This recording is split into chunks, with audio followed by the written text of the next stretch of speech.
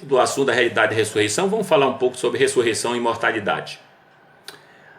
Existem, portanto, evidências muito fortes de que o túmulo estava vazio e que centenas de pessoas afirmam ter visto Cristo ressurreto.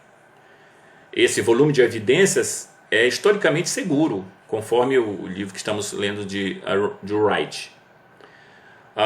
Mas por certo, alguém pode ter questionado, mas isso não prova que Jesus tenha realmente ressuscitado? É claro que seus seguidores queriam desesperadamente acreditar que Jesus havia ressuscitado.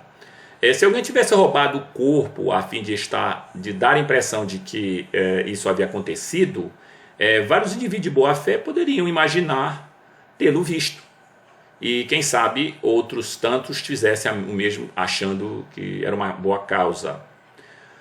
Mas o pressuposto desta hipótese bastante frequente é uma forma do que C.S. Lewis chama de esnobismo cronológico.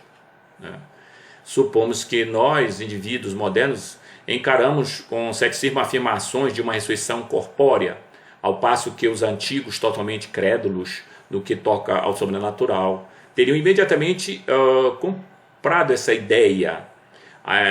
As coisas não são assim. Para todas as cosmovisões predominantes da época, uma ressurreição corpórea, individual, era quase inconcebível. Em pelo menos 6 páginas do livro que estamos lendo, de N.T. Wright, ele faz um extenso levantamento não judaico do mundo mediterrâneo no primeiro século. Tanto no oriental como no ocidental, e revela que a visão universal das pessoas na época dizia que a ressurreição corpórea era impossível. Por quê? Segundo o pensamento grego-romano, a alma ou o espírito eram boas, a alma e o espírito, e o mundo físico e material fraco, corrupto e impuro. Para os gregos e romanos, o elemento físico, por definição, sempre estava em decomposição, e por isso a salvação era vista como uma libertação do corpo. E segundo esse conceito, a ressurreição não só era impossível, como também totalmente indesejável. Nenhuma alma, tendo se libertado do corpo, haveria de desejá-lo de volta. Mesmo que os que acreditavam na reencarnação entendiam que o retorno à vida encarnada significava que a alma ainda não havia saído da prisão. O objetivo era libertar-se para sempre do corpo. Uma vez que a alma se libertava do corpo, em retorno à vida reencarnada, era bizarro, impensável, impossível. E o relato da ressurreição de Jesus também deveria ser impensado pelos judeus, conforme Wright. Ao contrário dos gregos, os judeus encaram o mundo físico e material como algo bom que Deus criou.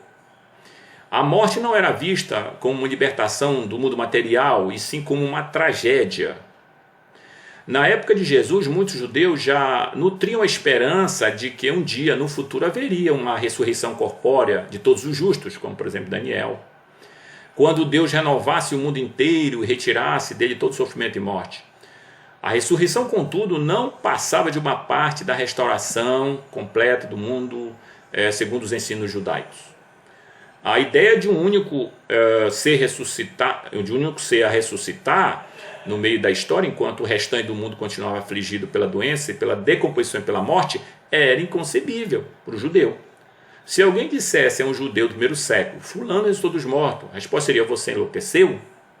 Como isso é possível? Não há mais morte nem doença? A verdadeira justiça foi implantada no mundo? O lobo deitou-se ao lado do cordeiro, como diz em Isaías? Ridículo! A mera ideia de uma ressurreição individual seria inimaginável, tanto para o judeu como para um grego. Ao longo dos anos, céticos da ressurreição sugeriram que os seguidores de Jesus podem ter tido alucinações, imaginando que ele lhes parecia e lhes falava. Isso implica que a ressurreição do Mestre era concebível para os seus seguidores judeus, uma opção naquela cosmovisão, mas não era. Outros sugeriram a teoria da conspiração, que os discípulos roubaram o corpo, afirmaram para os outros que Jesus estava vivo.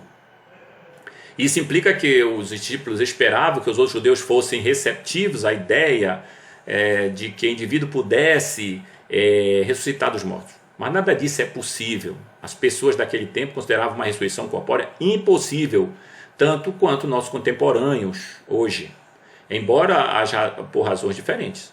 No primeiro século houve vários outros movimentos messiânicos cujos supostos messias foram executados. No entanto, em nenhum caso sequer se levantou a hipótese de que dos seus seguidores decepcionados afirmaram ter seu herói ressuscitado dos mortos. Eles não eram tolos. A ressurreição não era um acontecimento para indivíduos.